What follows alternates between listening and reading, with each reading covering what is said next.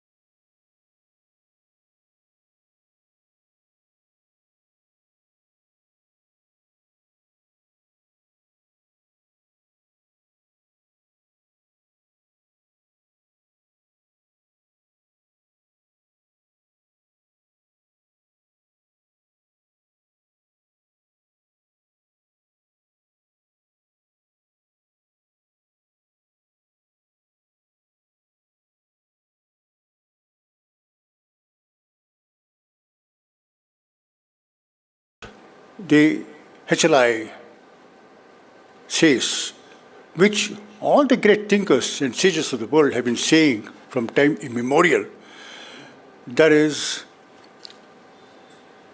the idea and the ideal of universal brotherhood is not a mere theoretical idea, it is not a wishful thinking sort of a thing. It is the very nature of reality, the unity of self, the unity of nature, the unity of the essential life of all.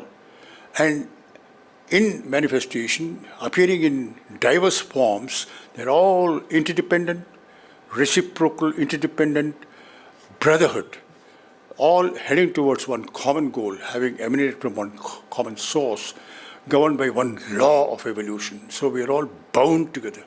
So long as we don't recognize this and live up to it and guide our life in the vision of that truism, that verity, we continue to suffer all kinds of disappointments, problems, calamities, because we're going against the natural order. The natural order is unity in diversity.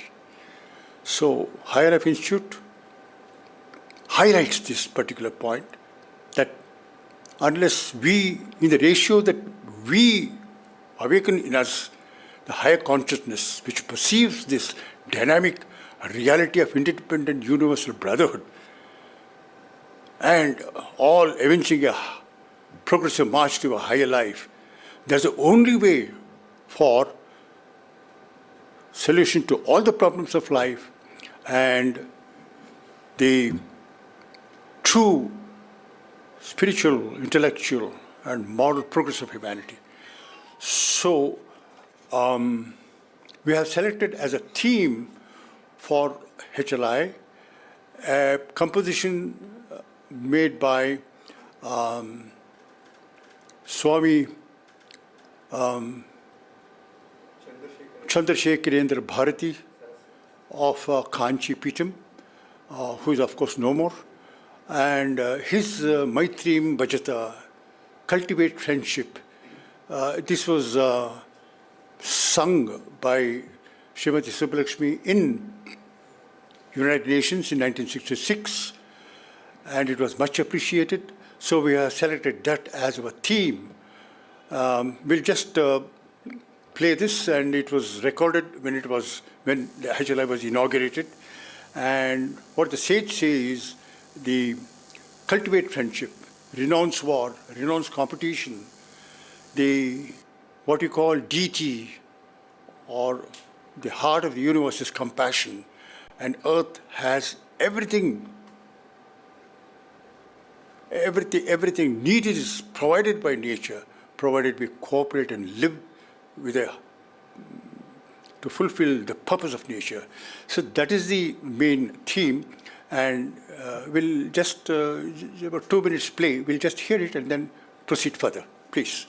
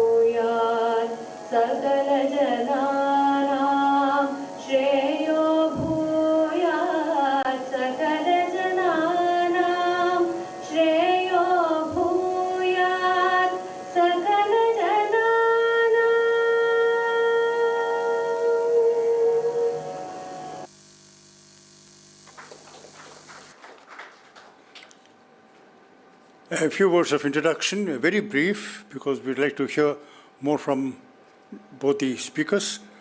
Sri Govind Krishnan is a very renowned journalist. He's based in Bangalore. He basically originally hails from Trivandrum. His special contribution is in the field of investigative journalism and human rights. In 2014, he received a Red Ink Award for human rights reporting. He has written on various topics: politics, corruption, science, agriculture, human rights reporting, and he's published articles on philosophy, English literature, and he's authored the book, The Philosopher, Vivekananda, the Philosopher of Freedom, which were recently published, and Dr. Ravindra had made an excellent review of it in the Deccan Herald. And then, coming to Dr. Ravindra, who is very kindly consented to preside over the function and offer his presidential remarks after the lecture.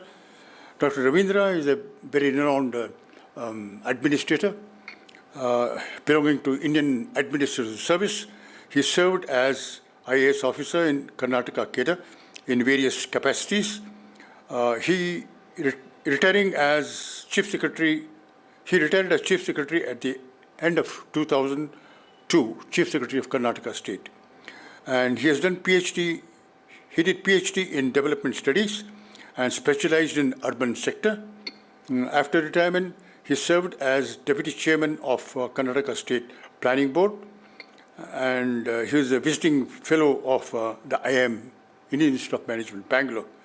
Now he heads Center for Sustainable Development, an NGO, and an Institute of Social and Economic Change.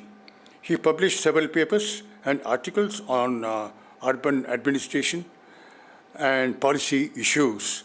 He has written also some books, Urban Land Policy, Dance of Democracy, and he has prepared a monograph on Kaveri water dispute. This about very briefly about our honored guest, Shri Dr. Ravindra. So with this introduction, with the permission of Dr. Ravindra, I request Govind Krishnan to deliver his talk. Thank you. Thank you, sir. The topic of, am I audible? Hello. Yeah.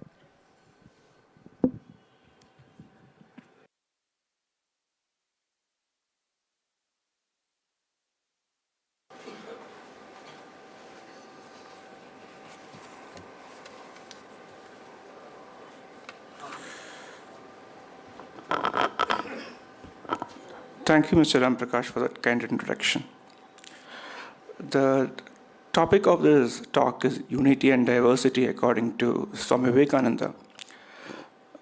Before embarking on this topic proper, I'd just like to start with an anecdote, one of those incidents that happened in Swamy Vivekananda's life. So, as we all know, Vivekananda went to the United States of America in 1893, where he was catapulted to fame in the World Parliaments of Religions in Chicago. So he stayed on there and lectured in various places for around 4 years. And he had a coincidental meeting with the electrical scientist Nikola Tesla. Now, Tesla is somebody that history has kind of forgotten now, because though there has been a renewal of interest in him, but in his own time, that is in the 1890s, Tesla's reputation rivaled that of Thomas Alva Edison as an inventor. We all study how Edison invented the electric current system, but what Edison invented was actually the DC current. It was Nikola Tesla who invented the alternating current system, which is what we use in all our appliances now all over the world. And so his contributions were immense. And the automobile company that run by Elon Musk is named after Tesla as a tribute to his inventive genius.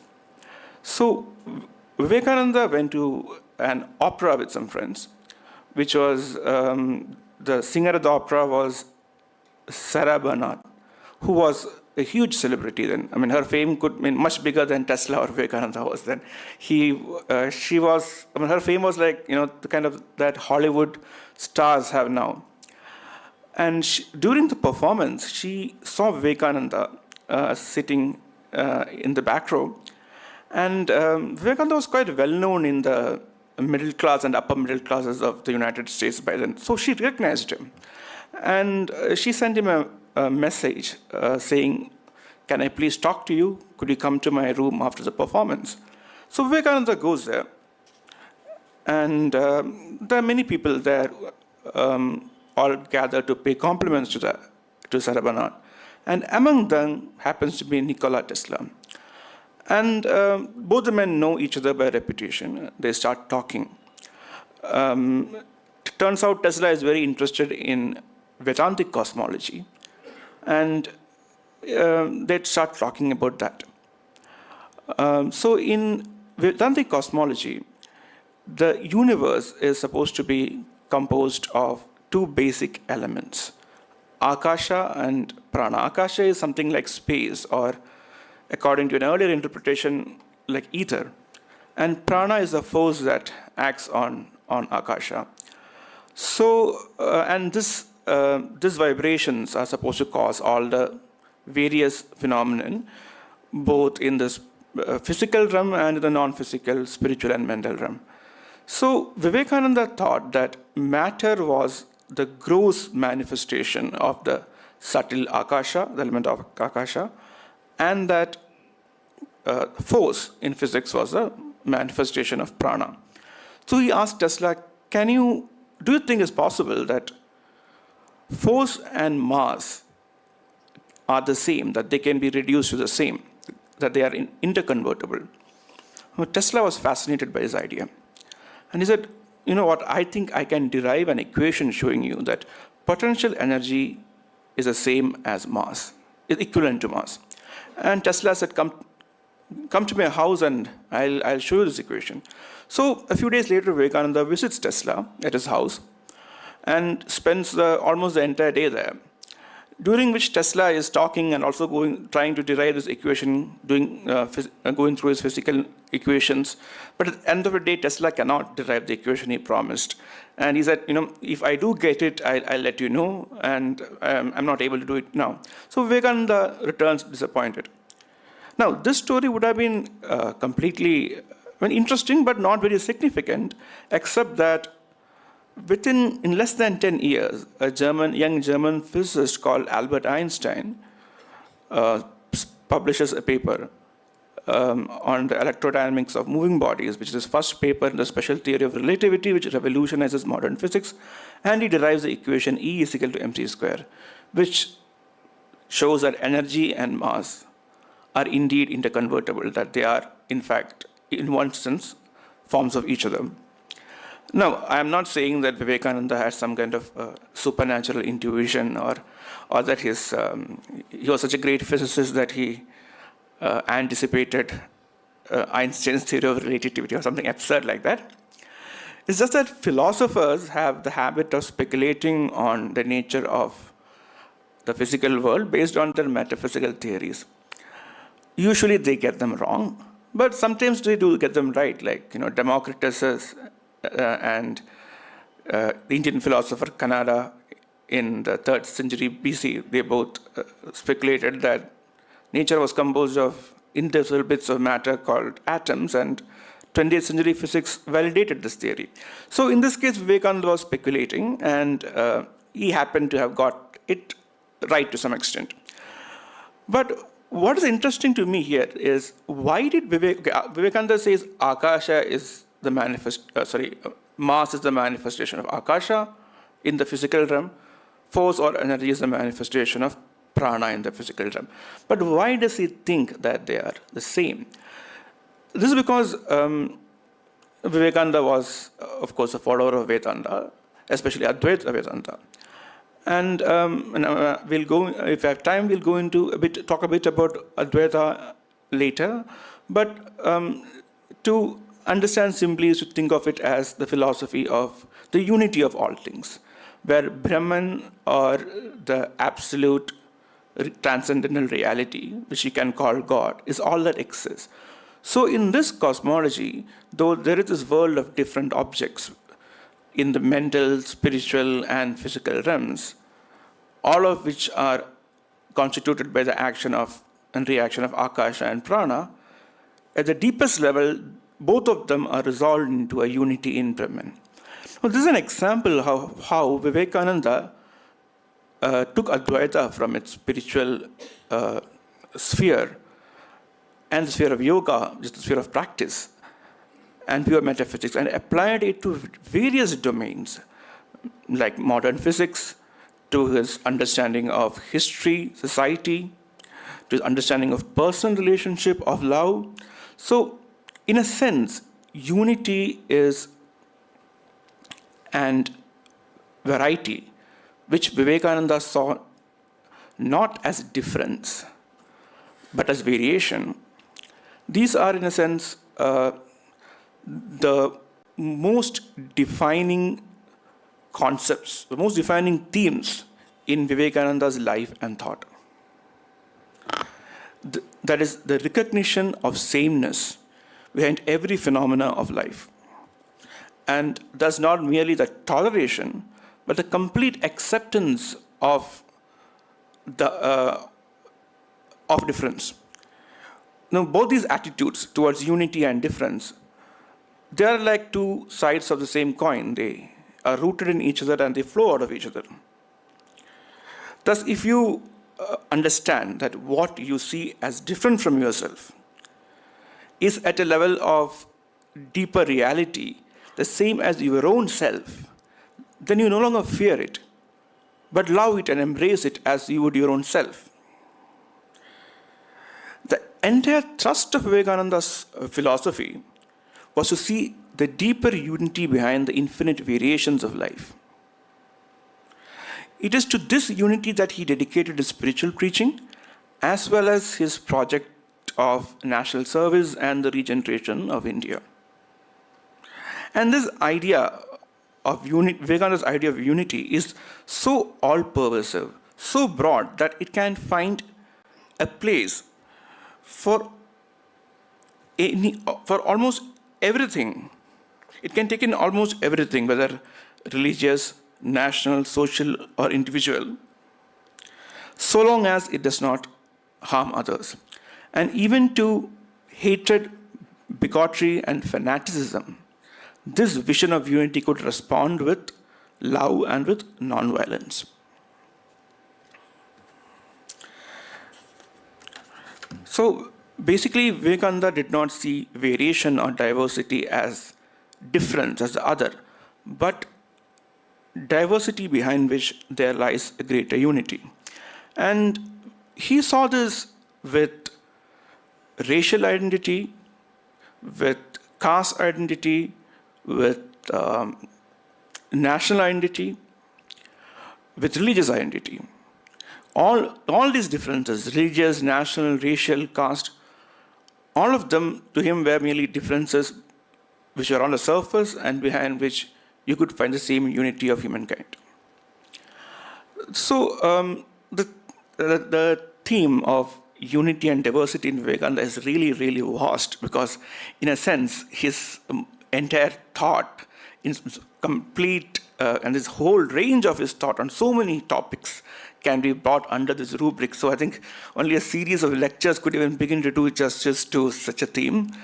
Not to mention the fact that he exposed it from the point of view of Advaita. So I would focus on his idea of a religious unity and a difference. One reason is that in his own time, Vivekananda was known for his idea of religious acceptance, of accepting. What was unique about Vivekananda as a religious thinker at the latter part of the 19th century is that he not only said, I would tolerate other religions, but that I accept all religions to be true, that all religions possess the same essential truth and are just various paths to reach the same goal.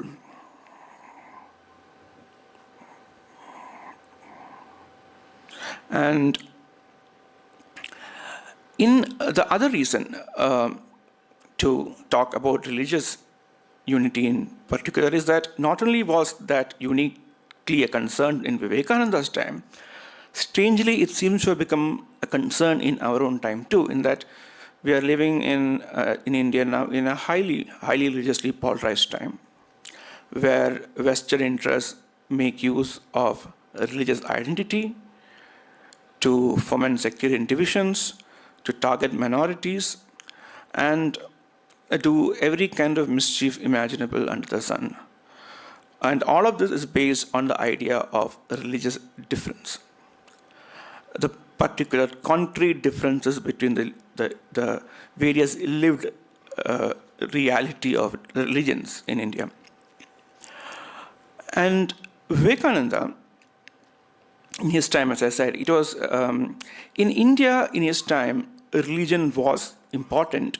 The religious identity became important because after the British conquest of India was completed, India was brought under one administrative unit. So the Indian identity, which was at the level of culture and civilization, now had a political dimension.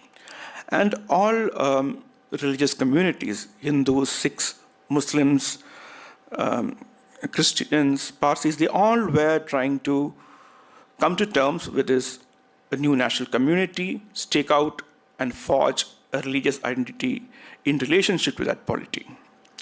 In fact, Subhash Chandra Bose, who was one of the, he incidentally studied in the same college that Vivekananda did, and he was a great admirer of Swamiji, and he said that it was Vivekananda who actually inspired him to take part in the freedom struggle. He says, and this is I think this is very pertinent, that the philosophy of the doctrine of Ramakrishna Vivekananda, the unity of all religions, is what has made the freedom movement possible. Because if India is to be free, India cannot be a land of only Hindus or Muslims or any one religion. So this recognition was one of the reasons that Vivekananda's philosophy of religious unity becomes important at his time. But it's not only in India, but also especially so in the West, where he lectured the most. I mean, 75% of his output in his teachings and writings were produced either in America or the United Kingdom. There also an interesting phenomenon was happening, that in the post-Napoleonic 19th century Europe, there was an overall political stability. The constant warfare between European nations had paused, and a new political order was taking shape. This allowed a new political order to take shape under European colonialism, mainly British colonialism, but also German and French colonialism. And interestingly, a process happened there that is in some way parallel to the globalization that we are experiencing now. Of course, globalization has been enabled by both free movement of goods, trade, and technologies like the internet. What happened then, which the historian Neil Ferguson has called Anglo-globalization, is that the colonialism, especially British colonialism, was oppressive and destructive. But in bringing trade to all parts of the world, it brought the various places of the world in some kind of cultural and intellectual contact with each other. So that the West itself, for the first time, became aware on a direct basis of other cultures, religions, and civilizations. And Christianity in Europe was always been a particularly exclusive religion. And this starts to change slowly over the course of the 19th century. So it's not that, of course, that Christianity became universal in some sense, but earlier the Christian view was that all other religions was the work of the devil or paganism. I mean, European Christianity. And what happened in the 19th century as colonialism went on is that Europeans, even those who did not travel overseas, they started to become aware of other religions, of which they had very little knowledge before, and they started to come into contact with the rich traditions of this religion, their scriptural literature, their long and often deep philosophical traditions, their own prophets, and they also started to see that the moral ideas preached by these religions had a lot in common with what they had considered uniquely Christian values. Now, this raised a particular kind of problem. This put a question mark on the exclusivity of Christianity as the revelation of God. Because you had to account for these other religions, you could not simply dismiss them anymore. So this spirit of an accommodation with other religions was what informed the World Parliament of Religions to a great extent, because it was, in fact, the first congregation in the world of all, if not all the major religious traditions. Some were left out, of course, but I think it was more due to ignorance.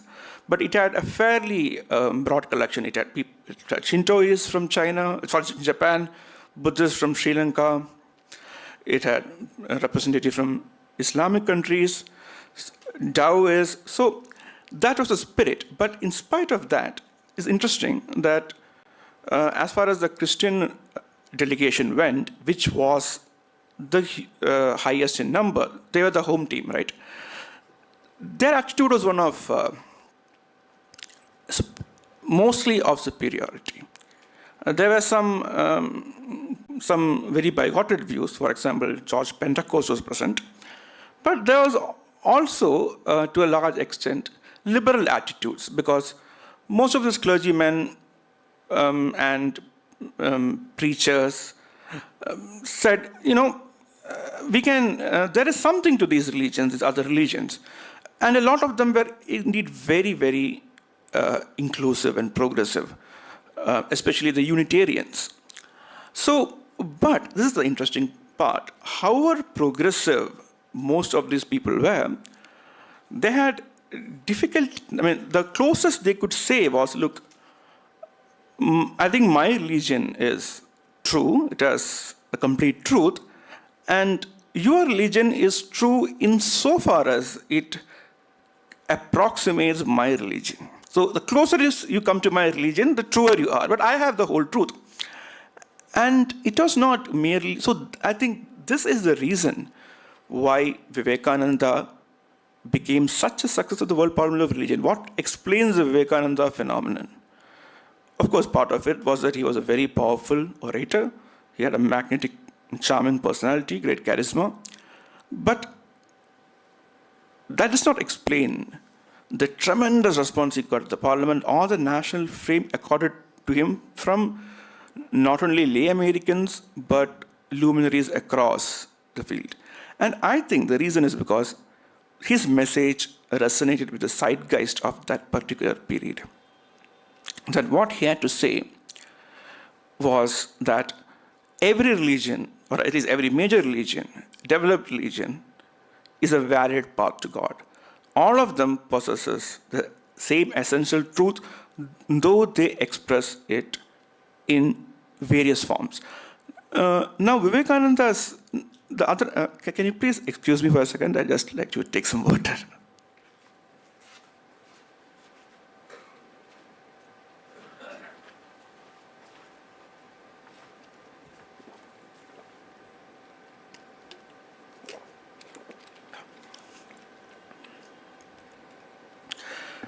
So,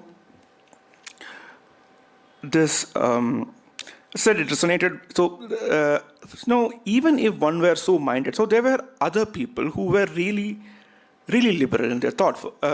For example, the president of the World Parliament of Religions, Dr. Bonney, comes to mind.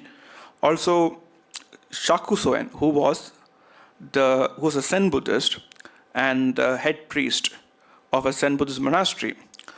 He was also a very interesting man who unfortunately did not get the kind of success that Vivekananda did because he did not speak in English. But he later comes to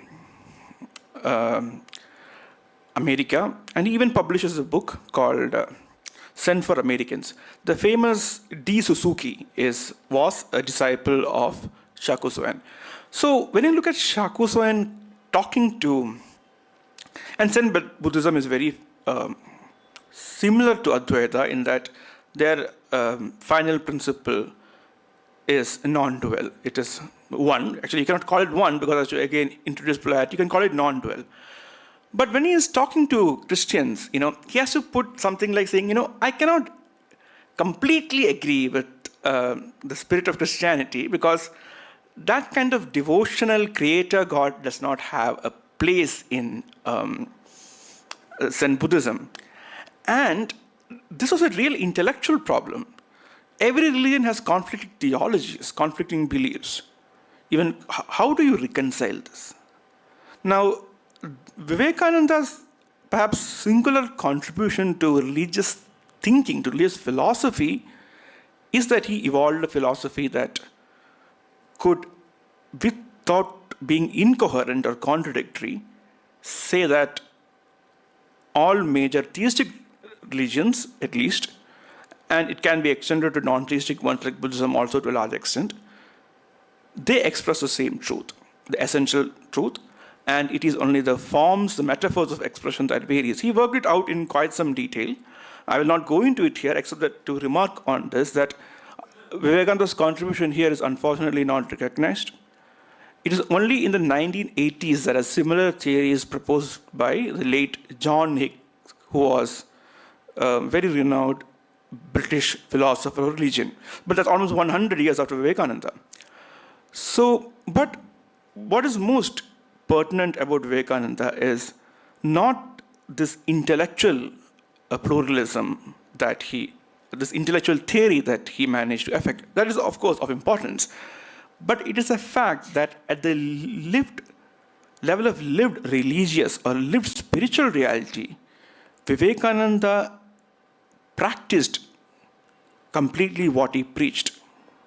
It is easy to be a pluralist in the sense that you can go to a conference of, say, an interreligious conference and you can make a speech.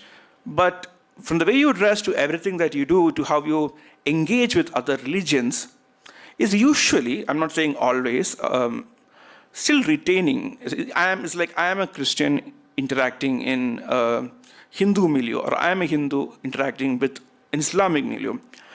Now, Vivekananda's attitude to other religions really shows that his philosophy of unity behind diversity was not merely an intellectual theory for him, but it was a way of life. It was an organic vision that he not only preached but practiced. So, for example, towards Buddhism. Now, Vivekananda did not come into contact with too many Buddhists. I think the main person he knew was Dharmapala, Sri Lankan Buddhist, who he met at the World Parliament of Religions. So his idea of Buddhism is, he doesn't come into contact with Chinese or Japanese Buddhism, Tibetan Buddhism, or the Buddhism of East Asia. So his idea of Buddhism is basically classical Buddhism with Buddha as a center. So he says this, that I do not understand the Buddha's philosophy, but he is the greatest man who ever walked the earth. So I think Vivekananda considered not anyone from his own religion, but the two greatest figures in religious history, and perhaps the two greatest human beings to have walked the earth, to be Christ and Buddha. Now, he prayed to Jesus Christ. I mean, it did not matter to him whether there was a historical Jesus or not. He prayed to Christ. This is why if you go to Sri Ramakrishna Mission, you will always find a picture of the Christ, even today, because Ramakrishna also was devoted to Christ. But to Buddha, Vivekananda had a special reverence, a special admiration that I think went beyond even his admiration for his own master, Ramakrishna Paramahamsa. Though, of course, his devotion to Ramakrishna was extraordinary. But when he talked purely at the level of, as a detached observer, it is the Buddha whom he considered the greatest. Because he says of the Buddha that the Buddha was the only sane man who ever lived.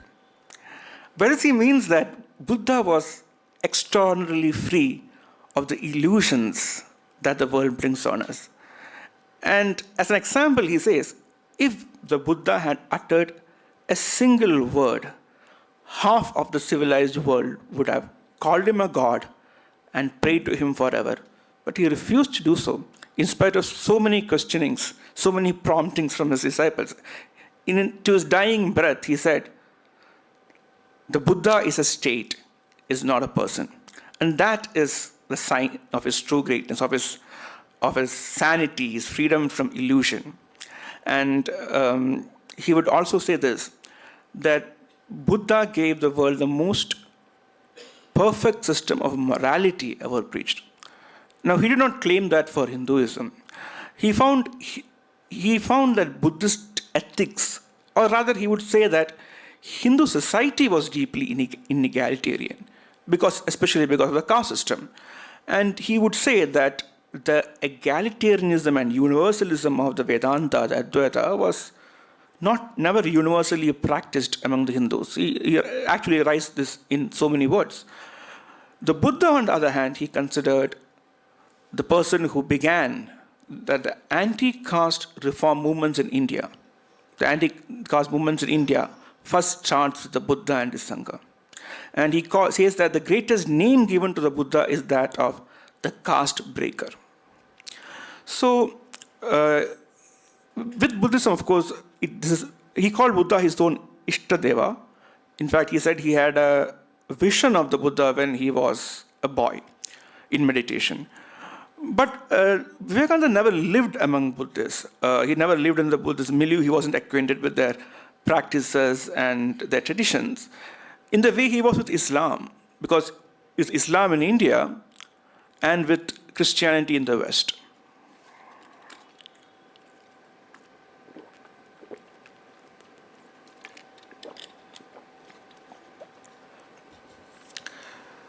So let's just take a look at what was Vivekananda's attitude towards Islam. So I will just focus on this part at the level of lived religion, of lived life.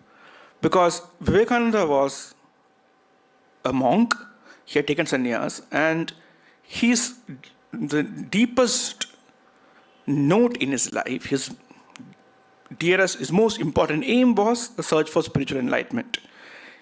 He claimed he had found it, and that is what he was preaching to others. Now, religious practice thus becomes of paramount importance to anyone who is in search of spiritual truth. Because while there are, of course, ascetics who are free of all traditions, usually even the quest for transcendental spirituality is located within a concrete religious tradition. So in Vivekananda's time, the Muslims were then called Mohammedans by upper caste Hindus. And while they were not considered untouchables, the upper caste Hindus would never take food touched by the Mohammedans. If you accidentally took food that had been prepared by or touched by a Mohammedan, you would face ritual pollution. And it was just linked to religion. So Vivekananda, of course, flouted this completely, even though doing so ran the risk of even excommunication from caste in extreme cases. But to see how entrenched these taboos were in late 19th century India, one could take a look at an interesting thing about Gandhi when in around 1920 he is launching the non-cooperation movement, and he is supporting the Khilafat movement. And he wrote several articles and gave several speeches extorting upper caste Hindus mainly, because mainly because the written word was, of course, only understood by upper caste Hindus, and only they had the financial means to undertake any kind of political agitation. Not Gandhi was casteist, but so he says, he writes in an article in Young India that in order to support our Mohammedan brothers in this cause, we do not need to give our daughters in marriage to them. We do not need to interdine with them. We do not have to take their food.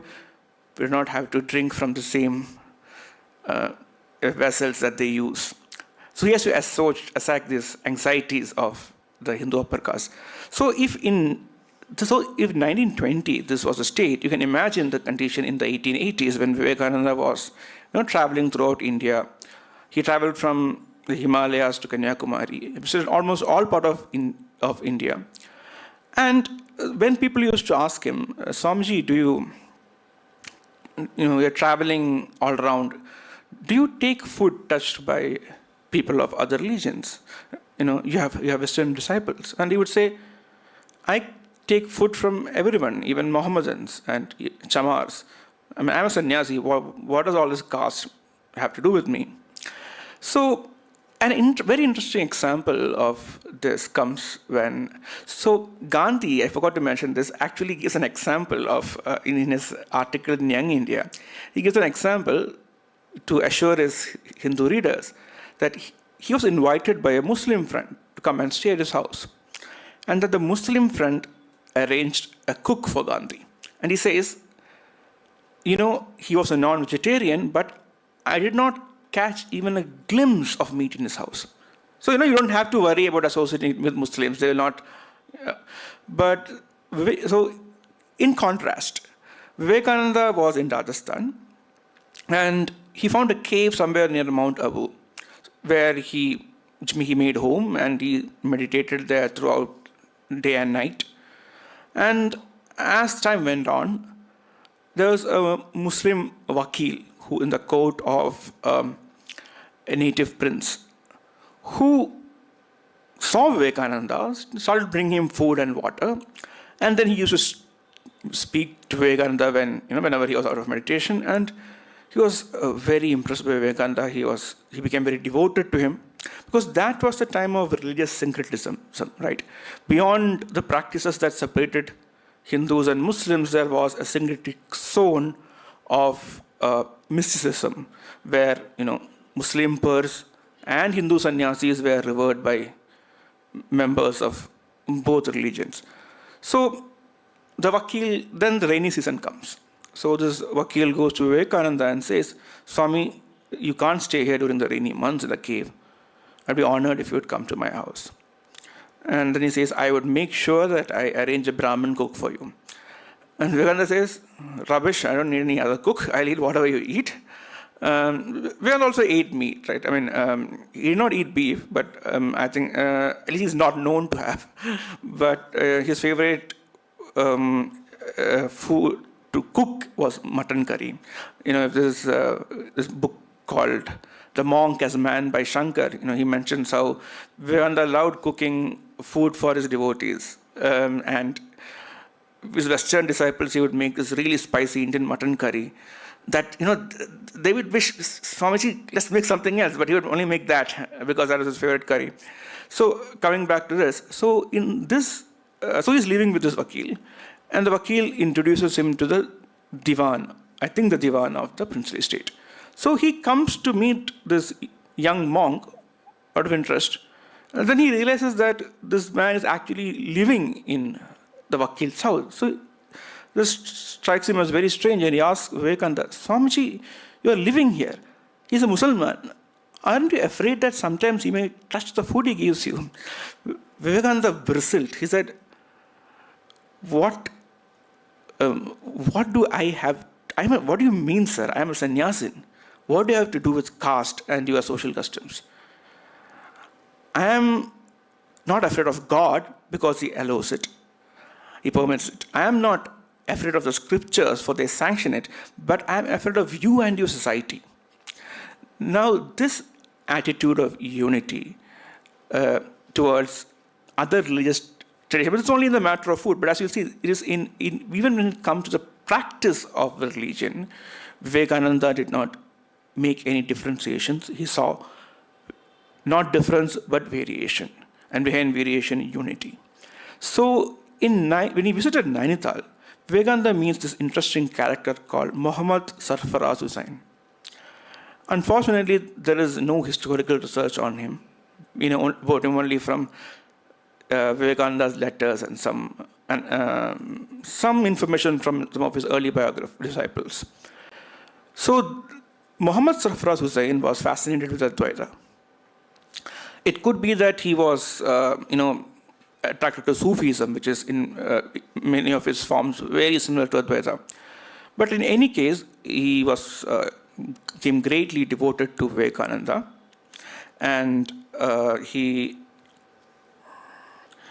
would tell him this, that Swamiji, if later time someone calls you an avatara, a special incarnation of God, remember that I am Muhammad and am the first. Now, the interesting thing is that Vivekananda gave sannyas to Muhammad Sarfaraz Hussain. He asked for sannyas. Now, and he took on the monastic name of Swami Muhammadananda. Now, the thing is, Vivekananda did not really give sannyas to many people. He had very few disciples who were sannyasis. Even to Sister Nivedita, he did not give sannyas. He only gave brahmacharya. So, because the idea is that you need a lot of spiritual maturity and mettle to take on the life of a renouncer, and the guru is spiritually responsible for the spiritual growth as well as downfall of the disciple. Also, once you become a sannyasi, you get the authority to preach religion. So it was not a thing to be taken lightly. But on Muhammad Sarfaraz Hussain asking, Vivekananda readily gave him sannyas, and they corresponded, including on the similarities between Islam and Christianity and so forth. Sorry, Islam and Hinduism and so forth. And another incident in relationship to Islam that I would like to mention is this, something that deals directly with Hindu religious practice. Now, in this time, you see how Hinduism is being policed by several Sangh Parivar organizations like the Vishwa Hindu Parishad, Bajrang Dal, at least by news reports, it is happening in North India. Muslims are being kept out of Hindu festivals. Many of them are Muslim shopkeepers are being hounded out of selling near Hindu temples. These kind of things are happening.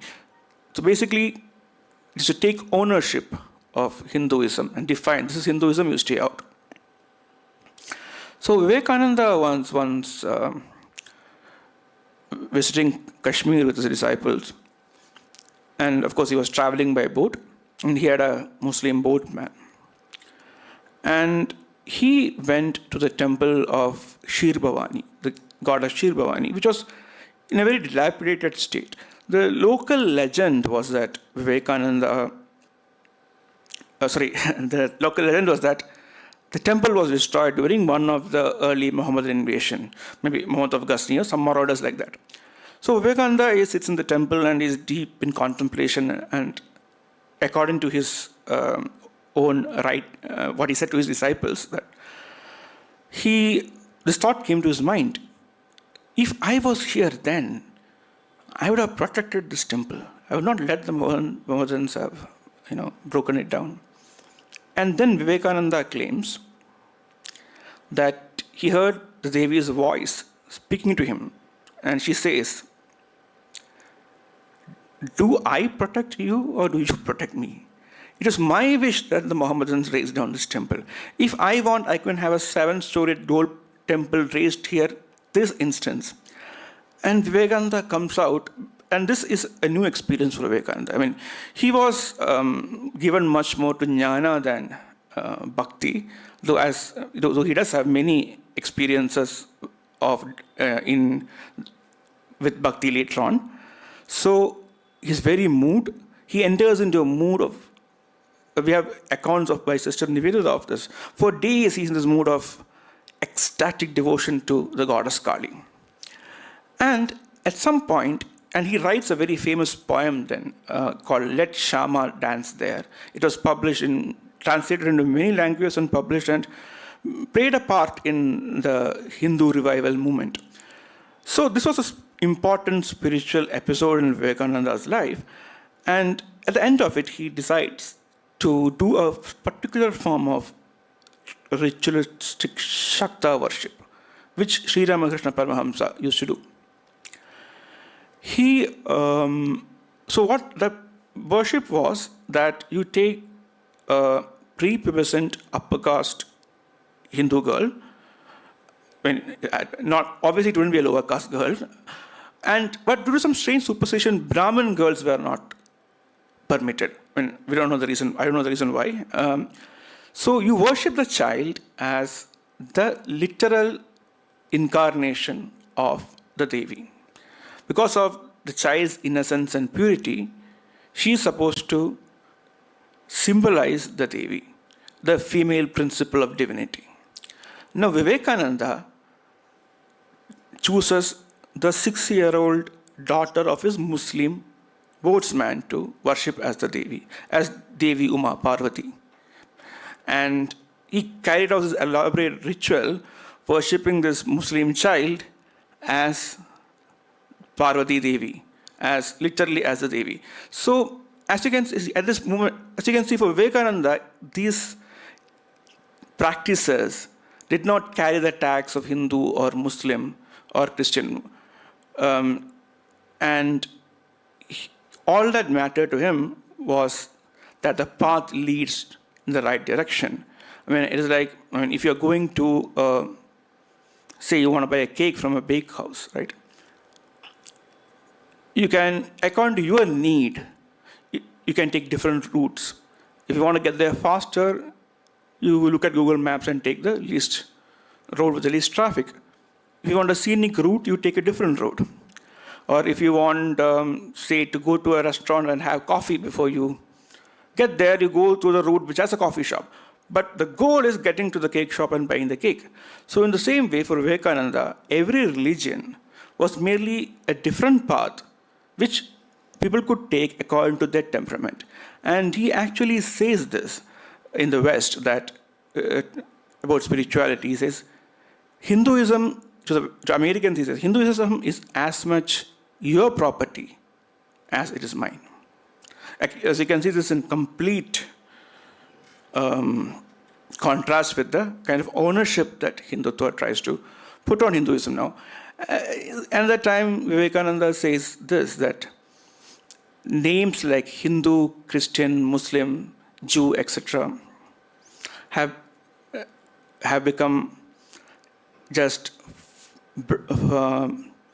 black barriers under the influence of which even the best of us act as brutes. We must try to break them down. And he says this, again, I think in America, believing in the Hindu book or the Jewish book is not important, it's irrelevant. So the idea is that the essence is unity, whether it's at the level of spirituality or at the level of religion. And with Christianity, of course, it is the same. Vivekananda interacted mostly with Protestant Christians, but he also visited Rome, where he prayed at the St. Basilicas.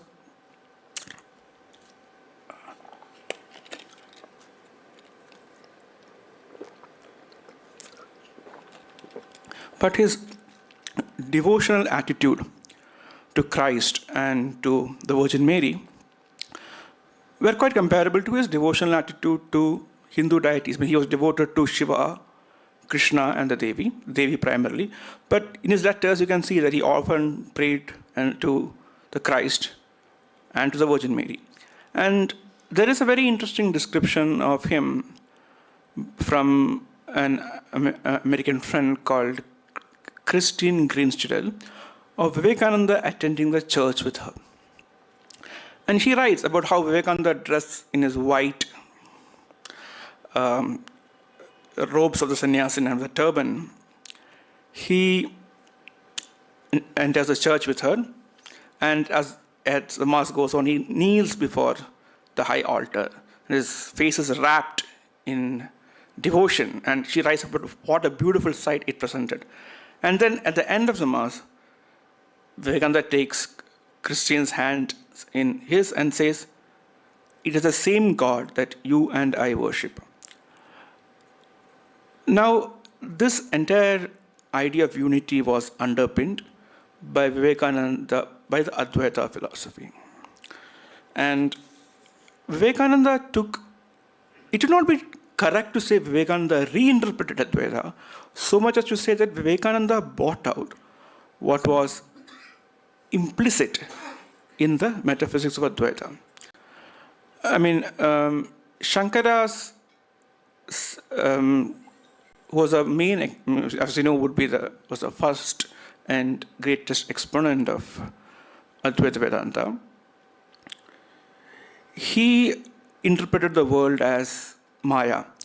It is not really Maya, illusion, but a kind of misperception. The famous example is of a man seeing a rope and mistaking it for a snake out of fear. Vivekananda put this in a different perspective. Instead of saying there is illusion, he says that there is a reality behind the illusion, and the whole world is a degree of manifestation of the absolute or Brahman. So this allowed him to so his preaching essentially was a vision where you are at one with the world. And human beings, as the most evolved manifestations of God. When he says from the lowest amoeba to the Buddha are only different degrees of manifestation. There's not a difference in kind. So the attitude that you took towards other human beings, what he called seva, his idea was different from other ideas of seva, where you're helping a man because of charity, because he needs help, or you are doing it for the sake of God. What Vivekananda said is, it is an act of worship. The man in front of you is God himself. It's just that you can't see it. So your attitude to every other human being is not seva in that sense, but seva as worship of God.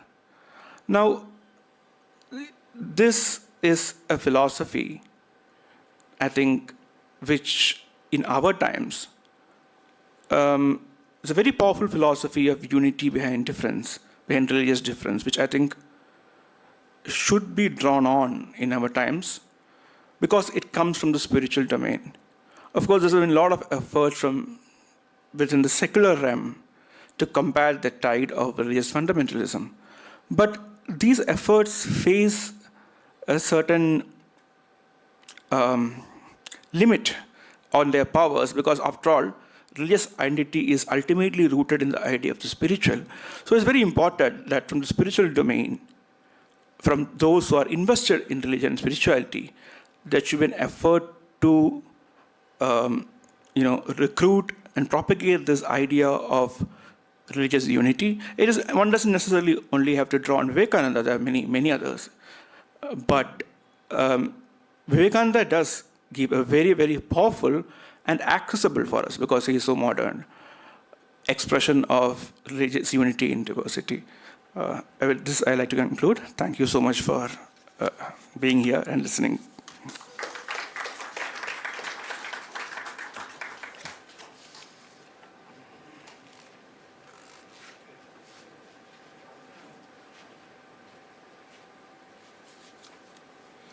Thank you, Govind. I request Dr. Ravindra to give his presidential comments. And sir, you can be seated and speak in the mic.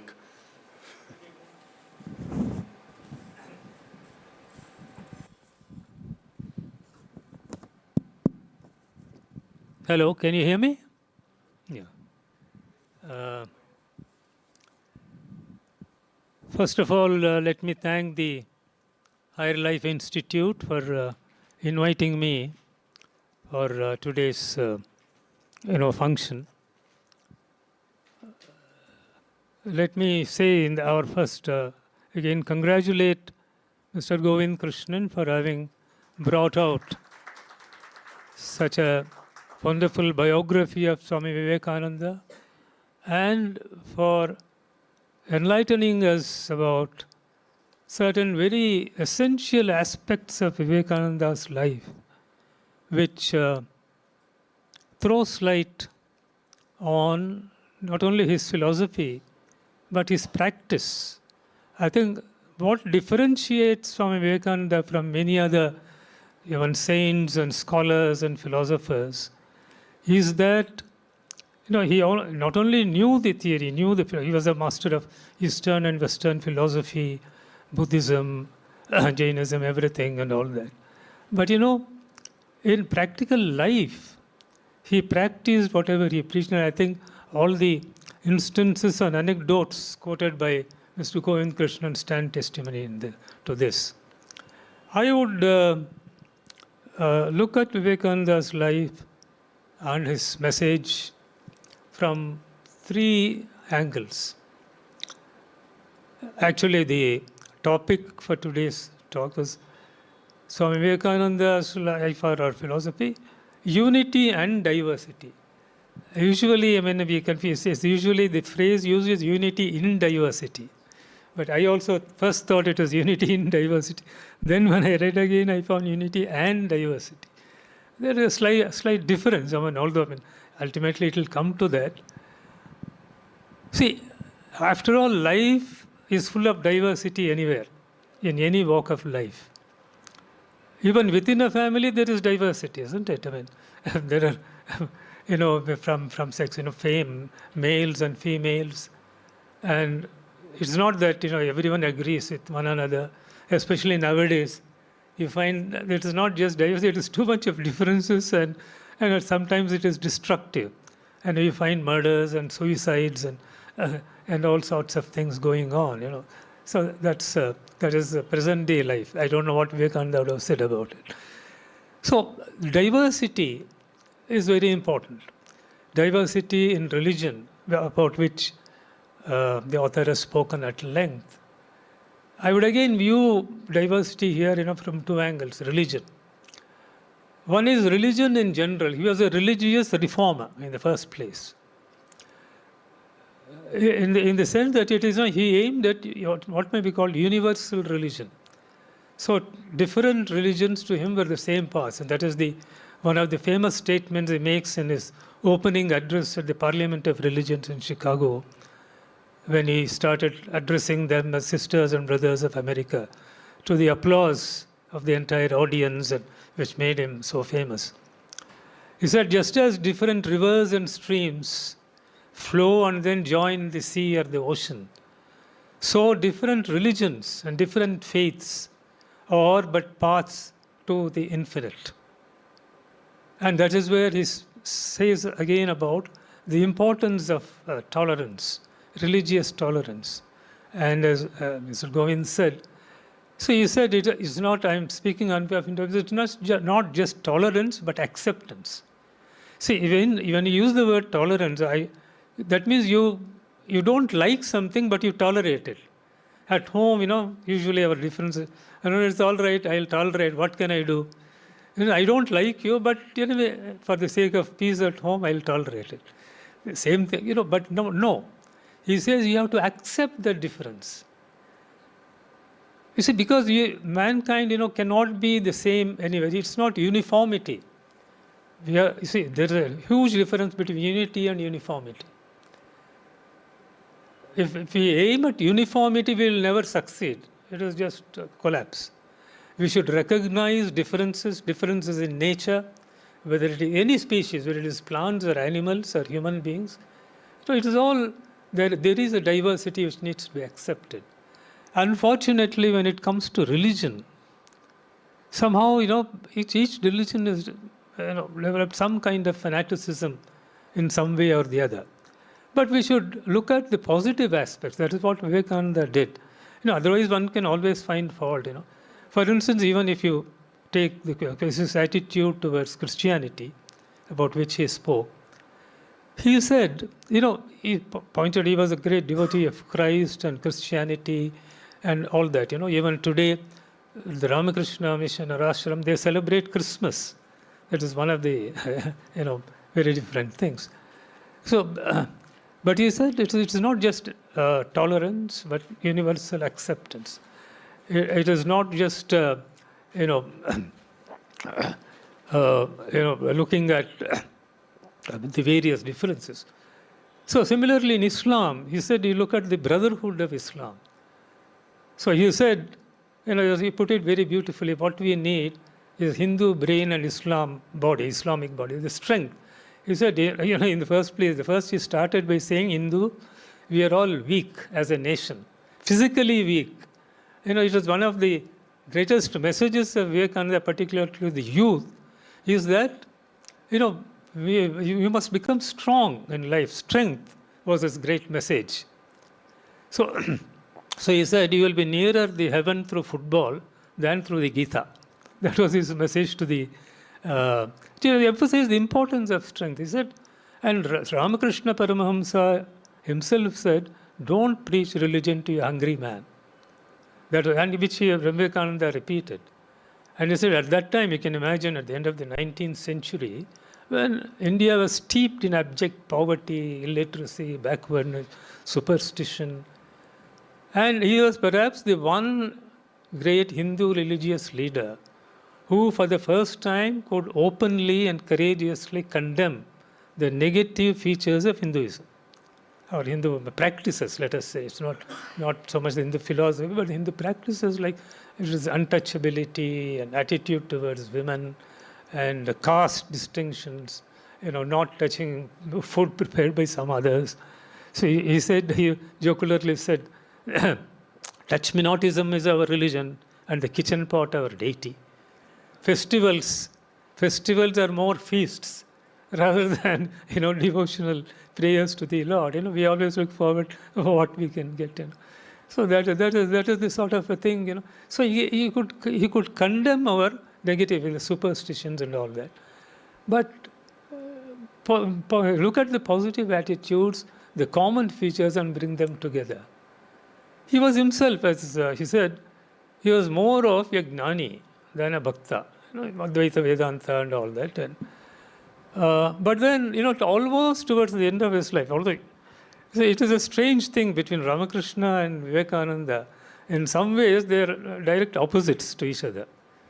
There is a very beautiful biography written by a French writer called Romain Rolland. Romain Rolland was a French philosopher, but very great. He writes beautifully, his language and all that. Of course, he wrote in French but translated into English. He said in his book, he says, the guru and the disciple, Ramakrishna, one was the antithesis of the other. Vivekananda was Ramakrishna's antithesis right from physical appearance. As I said, he was well-built personality, magnetic. He could attract people. And in the United States, he attracted women more. If you want, I'll come to that later. But Ramakrishna was a devotee of Kali. He said, I don't know anything except Kali. He was devoted so much.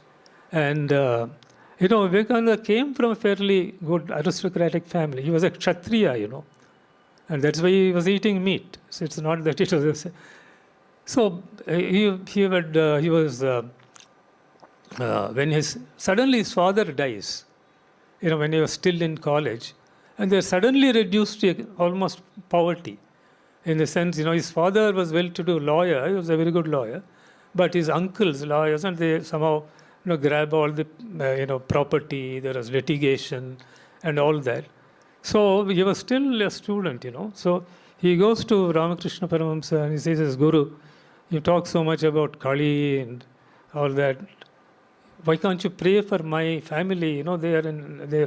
Sometimes my mother has to starve. He said, no, you go and pray. He tells Vivekananda, Naren, you go to Kali's temple and pray. He said, all right. He went to Kali's and then, prays for some time and then comes back. And then Ramakrishna asked him, did you pray? Did you ask for his family? Oh, no, I forgot. I didn't ask. No, go again. And pray. Like that, thrice he went and thrice he came back, but he never prayed for his family. So he was so selfless in the sense he was so also a spiritually evolving being even at that time, which Ramakrishna recognized. And in spite of, as I said, his all these different temperaments and all that, he knew he was his chief disciples who will carry his message. So that is right. So Romero says that Ramakrishna Paramahamsa was like the swan and Vivekananda was the eagle. It's like Rama and Hanuman or whatever it is, things like that. He had to spread this message to the world, and he says so before his death. Before Ramakrishna died, was on the deathbed, they were all so unhappy and sad.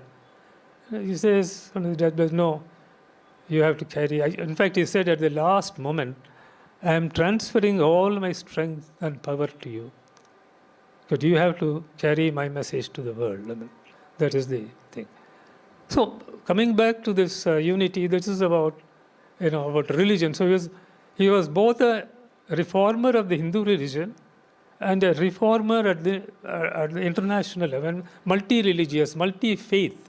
That was his message. It's interfaith things. It's interfaith is one, and international is another. So that is one. And secondly, coming to India, his own contribution to Indian society and Indian reform of the Indian society is very great. Again, during his travels before he went abroad, as a parivrajaka sannyasi, as they say. He traveled on foot from north to the south, Kanyakumari to Cape Comorin, across. And then, he visits different states, and particularly the princely states. And it's very important. He stayed with some of the Maharajas. He was stayed as a guest of Maharaja of Mysore. And they all, recognized his brilliance, as soon as they saw him. And they encouraged him, and they all assisted him also to go to the US. Maharaja of Khetri in particular, there are a lot of stories about who first told him to go abroad and things like that. But see, he had no money. He said, I don't have a penny, how do I go? But they all, there's somebody or the other to help, and finally he goes. So he goes from state to state, and then he sees the poverty of the people. And when he reaches Cape Comorin, and then, he was, that is what brought about a change in his entire attitude about religion. He prays there to Kanyakumari, then swims and goes to the rock, which is now, of course, called famously as the Vivekananda Rock Memorial and all that. And he meditates there, and then only he says, looks at the poor and the backward and the downtrodden. He says, this is what I'm praying for, and what sort of a society are we living in? So he said, I hold every man a traitor, who having been educated at the cost of the poor, pays not the least heed to them. Because, we never cared about it. So he gave importance to elimination of poverty, casteism, and particularly attitude to women. And education of women is something we must be grateful to Vivekananda, along with some other Bengali reformers like right from Raja Ram Mohan Rai and Ishwar Vidyasagar and so on and so forth. So he was particularly fascinated by the forward-looking women in the US and in UK. That's right. And surprisingly, most of his followers were women in the US. Sister Nivedita was a British. She is from UK. But there, and the first persons to help him out, when he goes to the US first time, he doesn't know anyone. He has no credentials and all that. Whatever letter he carried, he had lost. He was lying on the footpath. Then one lady sees him and says, what are you? And he recognizes, she sees something in him. And he says, I have come for this purpose to attend Parliament. Then she takes him home. And that is how it starts. There are a lot of others who help him out. And number of his there's women disciples there. So he's all praise for the American women, but he's somewhat critical of the men. He said women are very good, they are very kind, they know, so they're learned, they're talented, but the men are only after money in US. He said, yeah, that's true. Even today it's dollars. Who now everyone is measured or assessed by who is the richest man. Every other day we see in the papers. And today it is Elon Musk and or it is Ambani on the Adani on. Every day in the newspapers you see, because dollars have become the ruling deity sort of a thing.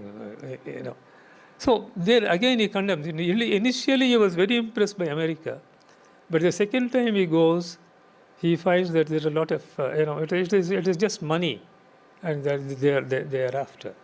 So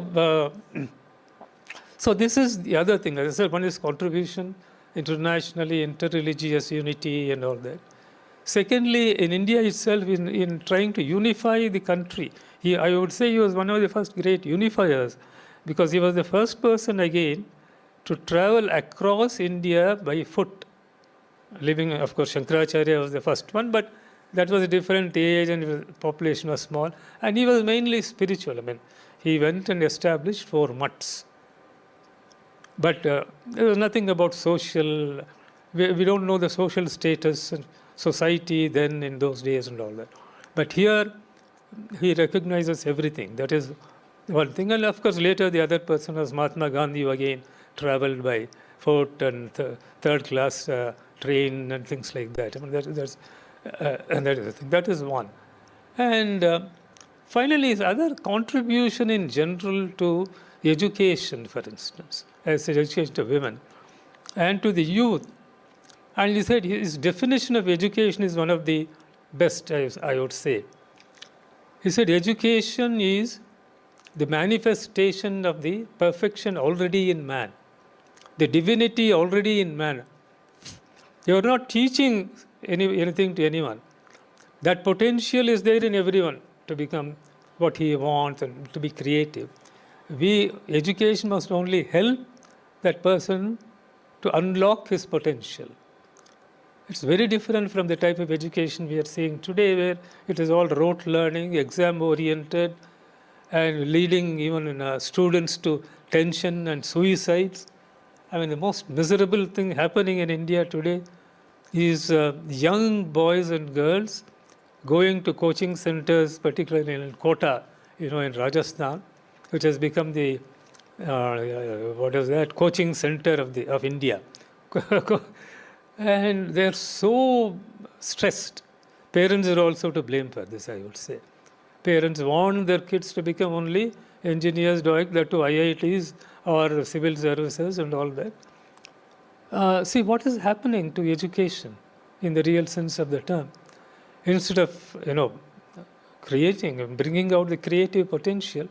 So that is also happening. I must say, today the opportunities are so many. The youngsters are going out and learning other things, the so-called startups and all that. I mean, there's also the brighter side, and yes, there are more talented people. There's great potential for India to become again. See, this is another thing. That final message I would say. See, he had the foresight to say that India will certainly rise. He says India's potential is still not known. He says it is like he uses the very beautiful words. He said, he says India's contribution to the world is like the fairest of roses, the gems, the dewdrops that fall on unseen and unheard, but yet brings into bosom the fairest of roses. This is what his word. So similar has been the contribution of India, and he says it is. He would like to see India rejuvenated, seated on its golden throne, the Mother India, and that is. So he was a great orator and an inspirer. I think so many. I think in the freedom movement, most of the leaders have been inspired by Vivekananda. He quoted the instance of Subhash Chandra Bose, Aurobindo Ghosh, even Gandhi himself pays a tribute to Vivekananda. Almost everyone in India, I think, has been a great inspirer. I think, I myself have been personally inspired right from my college days. And see, it gives you a different outlook on life.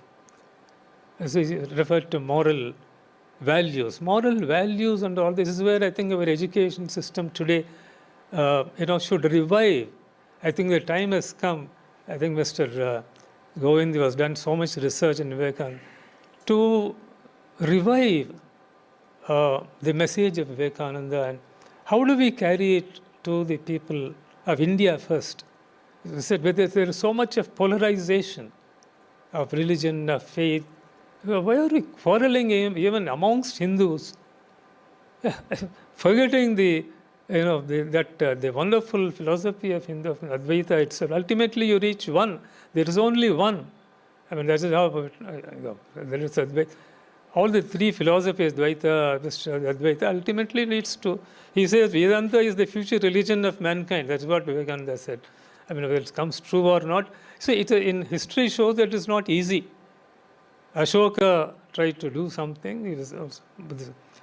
Akbar's Dinilahi, again tried to interfaith. But it's not easy because people, by and large, those who have faith, they like one God, one deity. That's why Rama, Ayodhya, a beautiful temple. And, there's so much of emotion behind deities and all that. But that's so. I mean, there's nothing wrong in it. But that should not make you fanatical and blinded and say, Rama is my only God. I mean, there's no. Rama or Krishna or Ramakrishna. They say, Ramakrishna himself said, he who was Rama and who was Krishna is here now, Ramakrishna. So that is the thing. So I would conclude by saying some people must gather together and, carry the message of Vivekananda. So the interfaith unity in India itself, across the world, universal religion, and science and spirituality. Let me, I think, conclude by this, because he started with science and spirituality and Nikola Tesla and all. See, I think Vivekananda was again the first Indian religious leader who emphasized the importance of science. He went to US and he was so much impressed by the material development there, science and technology. He comes back to India and says, we must learn science from them and teach them religion or spirituality. He said, he carried him, I am coming with a message. Till then, India was thought to be some, colonial backward country in a land of snake charmers and elephants and all. So he threw open the message of Hinduism to the world. But similarly, he said, let us learn from the West. There's nothing wrong. So it is this mutual learning between cultures, between nations, between religions. That is one. And secondly, I would say this educational, new values. We have a new education policy, that is all right. But we need ethics, we need morals, we need an education which can inspire the youth, put faith in them that I can succeed even if I fail. But failure is not in studies or exams is not failure in life. And that is the message that should go to all, to the young, to the adolescents, to the world. And I think that I would strongly appeal, even Indian Institute of World Culture or some of the institutions, I think, which are interested in promoting such ethical values, to come together and carry forward the message of Swamy Vivekananda, which is full of hope, and hoping that India will certainly rise to great heights. We need not use grandiose words like Vishwaguru, we are not yet. But, we have that potential in the sense, but we should not become arrogant and say that I'm going, because we are still backward in so many other areas. But first we must show unity and depolarization, I would say. And then that can be a lesson to the world, if we are able to demonstrate unity in diversity. Thank you.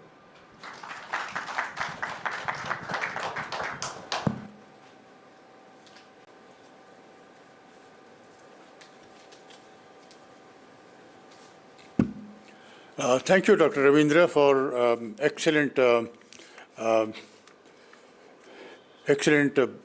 exchange of ideas about Swamiji's vision of the practical aspect of uniting people based on the understanding and vision of the essential unity of all, and the importance of education.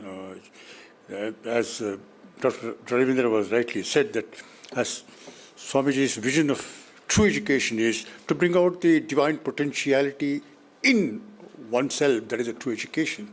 And we are so completely divorced from this true ideal of education as something has to be done. And we are very glad that Dr. Govind Krishnan and Dr. Ravindra so gracefully agreed to come and speak to us. And the ideal of the object of the Higher Life Institute is exploring practical application of universal brotherhood in all aspects of life. And the talk that we had from both of them is beautifully exemplified this exploration. And the point is that it is not easy to understand this universal unity and universal brotherhood because of what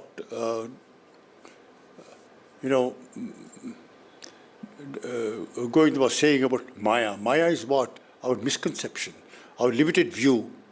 And he was saying, that racial, national differences, religious and caste differences. All this is because of ignorance, avidya. And it is in the ratio of your awakening your mental consciousness to higher consciousness that you see and recognize and get inspired by the unity of all and the essential truth underlying all religions. So this brings about a change of heart and change of attitude and makes for true reform. So this is the message that we get from Swamy Vivekananda's life, and very importantly, unfortunately today there is so much of divisive politics of mutual intolerance and hate that's going on in the country. If this trend is not arrested through, as Dr. Ravindra was saying, education, true education, and the right propagation of the Swamiji's idea, we're going to land up in a lot of trouble. So with these closing remarks, on behalf of all of you, on behalf of HLI, Institute of World Culture, on behalf of myself, I propose a word of thanks to Dr. Ravindra and Govind Krishnan. And thank you all for participating, those who are present in the hall as well as those who are watching the program on YouTube. Thank you all very much. Good night. Just let me add, because I forgot, this is the Higher Life Institute. Yes. So you must take up this cause Yes. of a higher life. And another word which Vivekananda used was practical Vedanta, when you were mentioning. See, I think Precisely. it is practical Vedanta. Yeah. So that means it is not some ideal. Vedanta is something that can be practiced in life. And how that has to be brought home Exactly. to the audience. Thank you. Exactly. Thank you.